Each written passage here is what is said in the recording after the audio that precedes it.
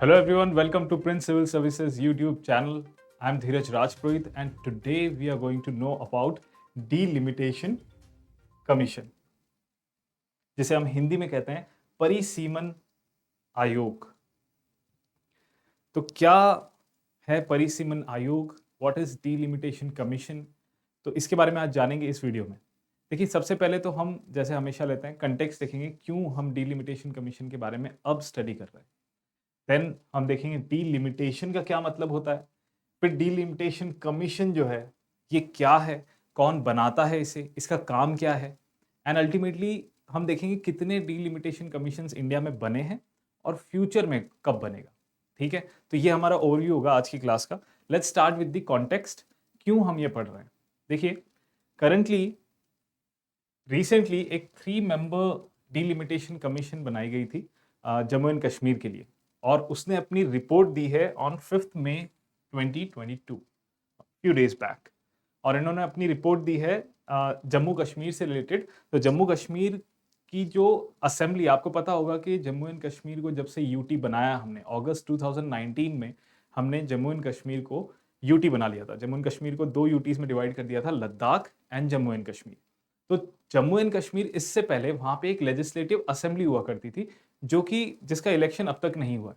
तो उसी से रिलेटेड ये डिलिमिटेशन कमीशन बनाई गई थी so that the constituencies could be divided. इन्होंने अपनी रिपोर्ट में पहले जहां जम्मू एंड कश्मीर के 83 सीट्स थी, वहीं अब उन्होंने प्रपोज किया है 90 सीट्स। तो ये एक्स्ट्रा 7 सीट्स आप यहां देख सकते हो, these are the 7 seats in which Kupwara, ये तो आपके कश्मीर का है, और बाकी 6 जो है रियासी, राजौरी, संबा, कथुआ, दोदा एंड किश्तवाड़, ये आपके हैं जम्मू से। ये 3 और ये 3, टोटल 7 कॉन्स्टिट्युएंसीज ऐड ऑन करिए, इसके अंदर नई कॉन्स्टिट्युएंसीज ऐड ऑन करिए। बट ये हमारा वीडियो है डिलिमिटेशन कमीशन पे बेस्ड। हम जानेंगे डिलिमिटेशन कमीशन क्या है, और पॉलिटी में बहुत ही इंपॉर्टेंट वैसे ये एक टॉपिक हुआ होता है, इलेक्शन से रिलेटेड है, और डिलिमिटेशन आपको नाम से पता चल गया होगा। लेट्स सी डिलिमिटेशन का क्या मतलब है।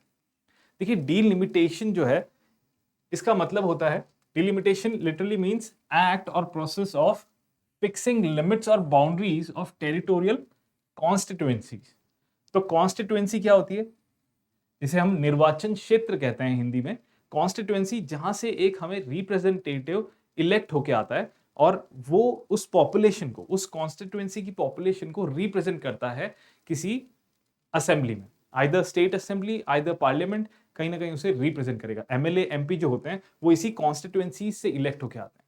तो हमारी ये कॉन्स्टिट्युएंसी, ये यानी कि कोई एरिया है, इस कॉन्स्टिट्युएंसी को कौन डिटरमाइन करेगा कि कितना एरिया होगा, ये क्या बाउंड्री होगी इसकी। तो इसकी ये जो बाउंड्री है, ये डिसाइड करता है डिलिमिटेशन। इसी को डिलिमिटेशन कहते हैं। उस प्रोसेस को, इसकी बाउंड्री डिसाइड करने के प्रोसेस को कहते हैं डिलिमिटेशन, कॉन्स्टिट्युएंसी की बाउंड्री को। अब यहां पे 2 तरह की कॉन्स्टिट्युएंसीज हो सकती है। एक तो आपके स्टेट की कॉन्स्टिट्युएंसीज हो सकती है, जहां से आपके एमएलएज जो है वो चुन के आएंगे, है ना, रिप्रेजेंट करेंगे। एंड देन एक हमारी पूरी कंट्री वाइज या नेशनल कॉन्स्टिट्युएंसीज होंगे, जहां से हमारे एमपी इलेक्ट होके आएंगे। ठीक है, नेशनल या यूनियन कह लो इसको, यूनियन कॉन्स्टिट्युएंसीज। ओके, जहां जनरल इलेक्शंस होते हैं, तो वहां से एमपी आएंगे हमारे। ये दोनों ही कौन डिसाइड करता है? बाउंड्री डिसाइड करता है डिलिमिटेशन कमीशन। तो हमारे डिलिमिटेशन से रिलेटेड कॉन्स्टिट्यूशनल प्रोविजंस कौन से हैं? देखिए, सबसे इंपॉर्टेंट जो है वो है आपका आर्टिकल 82। वैसे आपके आर्टिकल 81 ये सब भी इसमें आता है, बट आर्टिकल 82 स्पेसिफिकली बताता है हमें कि पार्लियामेंट जो है, ये एक एक्ट के थ्रू, डिलिमिटेशन एक्ट के थ्रू, यानी एक पार्लियामेंट्री एक्ट के थ्रू डिलिमिटेशन कमीशन स्टैब्लिश कर सकता है। तो यहां पे पार्लियामेंट के एक्ट, यानी कि डिलिमिटेशन एक्ट कौन पास करेगा? Only parliament. This is important from पॉलिटीज point of view, क्योंकि इंडियन पॉलिटी में इस तरह के सवाल आते हैं हमारे कि ये डिलिमिटेशन एक्ट कौन पास कर सकता है? स्टेट असेंबली पास नहीं कर सकती, ओनली पार्लियामेंट पास कर सकता है under article 82 okay, now delimitation commission जो है ये बनाता कौन है? वैसे हमें पता चल गया कि इसके लिए एक्ट बनेगा, यानी कि ये डिलिमिटेशन कमीशन एक्ट जो है ये पास किया जाएगा। फर्स्ट ऑफ ऑल ये कौन पास करेगा? ये पास करेगा हमारा पार्लियामेंट। पर इसको पास करने के बाद who would appoint the commission, members जो है कमीशन के, ये अपॉइंट कौन करेगा? It is the president of India who would appoint the delimitation commission. तो डिलिमिटेशन कमीशन जो है, अब इसका काम क्या है ये देखते हैं। देखिए, what is the work of delimitation commission? The primary task of the commission is redrawing the boundaries of various assembly and Lok Sabha constituencies based on recent census. ये मैंने कीवर्ड्स यहाँ पे अंडरलाइन किए हैं आपके लिए। You can see primary task जो है, इंपॉर्टेंट टास्क क्या है? रीड्रॉइंग दी बाउंड्रीज, कॉन्स्टिट्युएंसीज की बाउंड्रीज रीड्रॉ करेंगे। किसकी constituency? Assembly and Lok Sabha. Okay, और based on what? Based on recent census. तो पॉपुलेशन सेंसस, जो भी रीसेंट पॉपुलेशन सेंसस हुआ है उस पे बेस्ड ये इस बाउंड्री को डिसाइड करेंगे। तो ये इनका मेन टास्क है। Now what is the composition of delimitation commission? Basically इसमें 3 लोग होंगे। एक रिटायर्ड सुप्रीम कोर्ट जज, या आपके चेयरपर्सन भी होंगे।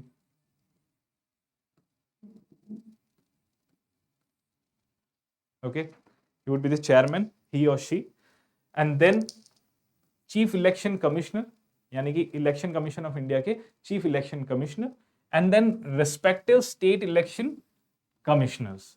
जहां पे भी जिस स्टेट के भी अगर जो है इसके पर्सपेक्टिव में आ रहे हैं, जिस स्टेट की असेंबली बाउंड्रीज, कॉन्स्टिट्यूएंसी बाउंड्रीज भी डिसाइड करनी है, उस स्टेट के इलेक्शन कमिश्नर्स भी यहाँ पे इसके मेंबर होंगे। कॉम्पोजिशन में वो ये भी मेंबर होंगे। जैसे कि आप यहाँ देखिए एग्जाम्पल, जो प्रेसिडेंट आपके जम्मू एंड कश्मीर की जो डिलिमिटेशन कमीशन थी, इसमें चेयरपर्सन आप देख सकते हैं। She is the chairperson, she is the retired जज, her name is Ranjana Prakash Desai. तो Ranjana Prakash Desai was the chairman of this Jammu and Kashmir delimitation commission. इसके अलावा हमारे ईसीआई के चेयरमैन और Jammu and Kashmir state election commission के चेयरमैन भी है इसके अंदर।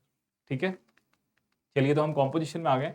Composition, I hope you understood. This is the chairperson, retired Supreme Court judge, and other than that, हमारे इलेक्शन कमीशन ऑफ इंडिया के चेयरपर्सन और स्टेट इलेक्शन कमीशन जो है इसके chairperson. Okay, then let's see the first delimitation commission in India. When was the first delimitation process held in India? It was in 1952। 1952 में delimitation commission बनाया गया था by the act Delimitation Commission Act, Delimitation Commission Act of 1952। इसके chairperson थे justice N Chandrashekhar Iyer. ये इसके chairperson थे। He was a retired justice of supreme court. Okay, he chaired it, he was the chairman of this delimitation commission इन 1953। देखिए, act 1952 में लग गया था, बट 1953 में ये एनैक्ट हुआ, इसने अपना काम करना स्टार्ट किया था। नाउ अब तक टिल डेट कितने डिलिमिटेशन कमीशन इंडिया में बन चुके हैं already? See there are 4 instances जब डिलिमिटेशन कमीशन बनाए गए थे इंडिया में। दैट वाज फर्स्ट 1952, जिसको 1952 के एक्ट के थ्रू बनाया गया। Then 1963, 1973 and 2002। ओके, ये 4 बार यहाँ पे बनाए गए। यू कैन नोट कि यहाँ पे एक गैप है, यहाँ पे एक बड़ा सा गैप है। दैट्स व्हाई यहाँ पे 1981 और 1991 में कोई डिलिमिटेशन कमीशन नहीं बनाया गया था इस टाइम पे। एक्चुअली इस टाइम पे इसलिए रोक दिया गया था ताकि हम पॉपुलेशन कंट्रोल कर सके, क्योंकि कई सारे स्टेट्स जो हैं, mostly northern states, Bihar, UP, यहाँ पॉपुलेशन बहुत ज़्यादा है। और वहीं पे सदर्न साउथ इंडिया की जो स्टेट्स हैं, Kerala, and they have very less population density भी कम है। तो वहां पे सीट्स जो होगी, पॉपुलेशन बेसिस पे ही हम कॉन्स्टिट्यूएंसीज और सीट्स डिसाइड करते हैं। तो पॉपुलेशन कम होगी तो वहां से सीट्स भी कम होगी।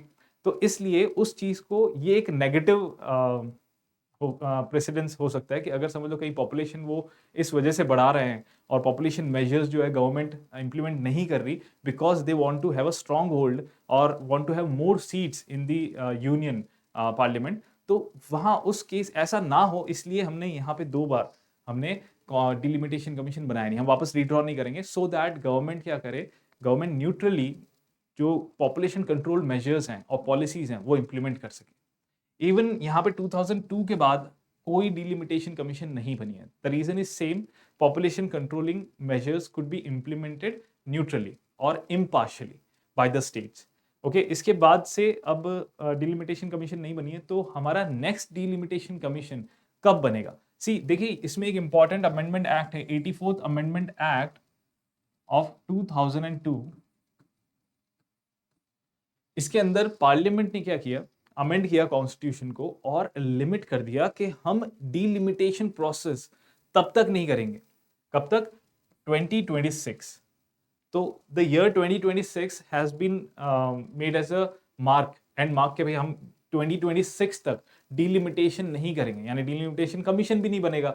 और 2026 के बाद हम अगर डिलिमिटेशन करना है तो उसके बाद करेंगे। तो इससे पहले हमने जो डिलिमिटेशन किया है 2002 में, that was based on 2001 census. जो नियरेस्ट सेंसस है उसी के थ्रू हम डिलिमिटेशन करते हैं। जैसे कि आपके यहाँ सब है, तो यहाँ सब जो नियरेस्ट सेंसस है, जैसे यहाँ 2001 है, ओके, 1971 है, इसी तरह से यहाँ पे भी जो भी नियरेस्ट आपके सेंसस है उन पे बेस्ड हम डिलिमिटेशन प्रोसेस कंडक्ट करते हैं।